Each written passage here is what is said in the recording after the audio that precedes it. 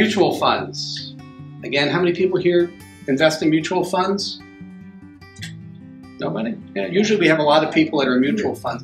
They're really popular because you can be diversified. You are getting some type of professional money management. The fund managers make all the decisions when they're buying and selling.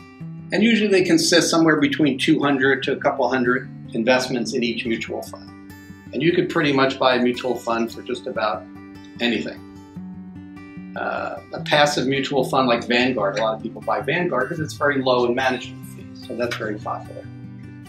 So your money is pooled with other investors, and you have a choice on the profits, how the distributions are paid. Do you want to reinvest them, or do you want to take them out as income? And all your taxable earnings, of course, are reported to the IRS each year. Now, these are exchange-traded funds, or ETFs. If you haven't heard about these, speak to your advisor about them because it's a great addition to your portfolio. And it's a portfolio of securities. They're diversified by making one purchase. So you could buy a ETF or exchange-traded fund that mirrors the entire stock market or the entire European market.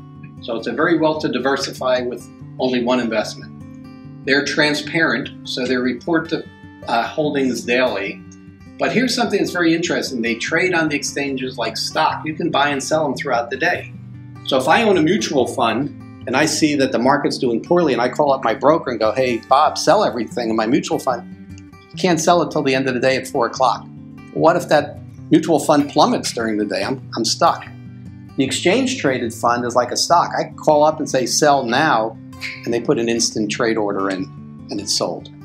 So there's a lot more flexibility on an ETF. The other thing I like about ETFs, they're less costly than buying mutual funds. So if I can save something in the fee, it's more profit for me at the end of the year. So they're very tax efficient. They minimize the capital gain distributions. And they have very low turnover. And they also have low management fees. So if you don't have them in your portfolio, I would question and find out why and maybe look into that. So here's a chart that shows the difference between an ETF and your traditional index fund or an active mutual fund.